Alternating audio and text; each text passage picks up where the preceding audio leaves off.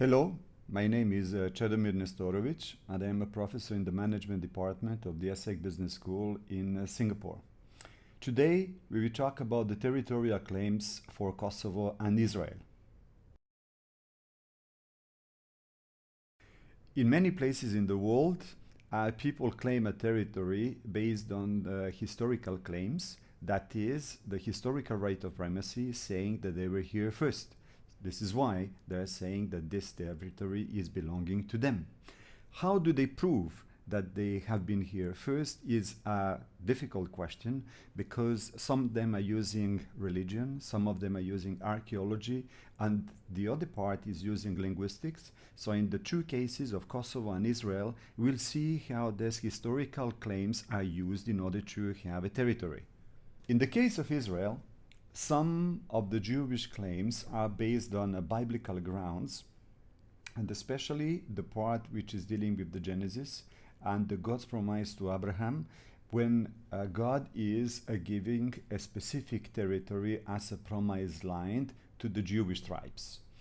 In the Genesis 15:18, the lands are clearly indicated, quoting, "To your descendants I give this land, from the river of Egypt to the great river the Euphrates, the land of the Kenites, Kenizzites, Kadmonites, Hittites, Perizzites, Rephaites, Amorites, Canaanites, Girgashites, and Jebusites." So it means that all the territory which is in between of the great river of Egypt, which is the Nile, up to the Euphrates, is considered to be the promised land.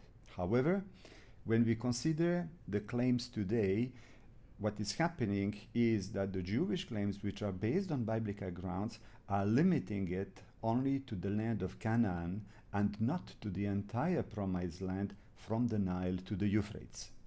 The Jewish claims, which are based on the biblical grounds, recognize that there were some other populations living in the promised land before they were coming there. However, all these populations are today extinct, so in that case no one can use the historical right of primacy, so they will consider that they were here first. In the case of Kosovo, we don't use the biblical grounds in order to claim territory. The Albanians are claiming the territory based on the fact that they consider that they descend from the Illyrians, and the Illyrians is the first recorded population which lived in southeastern part of Europe, and they have been recorded as such by the Greeks more than 300 years before Christ. So it means that if there is a link between the modern day Albanians with the Illyrians, they could use the historical right of primacy.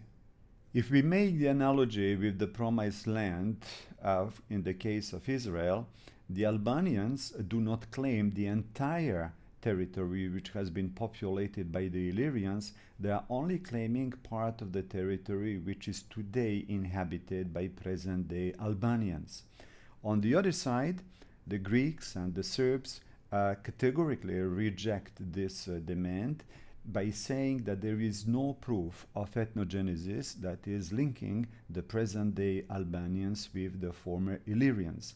And they are stating that the term Illyrian is a generic term applied to all tribes which lived northern of Greeks at that time, and that there was no link between them, and that there were no commonalities between all these tribes in terms of language, in terms of religion, or in terms of customs. So we cannot treat them as one unique population. For the Serbian side, the situation is clear. The Serbs started to arrive in southeastern Europe starting with the 7th century, and they came to the present-day Kosovo in about 11th and 12th centuries. And at that time, when they came to this land, they found out that the population is already mixed. That is, people of Illyrian origin mixing with the populations from the Roman Empire, from the Byzantine Empire, or from the Bulgarian Empire. So they are stating there were no Illyrians per se when they came to Kosovo.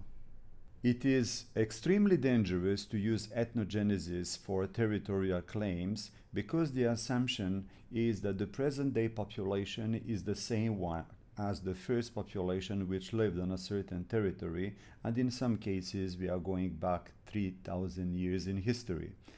When we consider all invasions, when we consider all the mixtures of populations and relocations of populations, it seems to be impossible. So this is why this thesis of ethnogenesis is very hard to prove.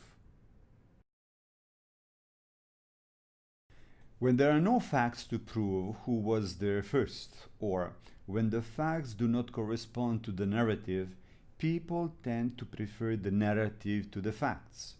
Even if some of the stories are myths, they are still very powerful in shaping national identity and will not disappear very easily. So even if facts do not exist, the narrative will still continue to exist.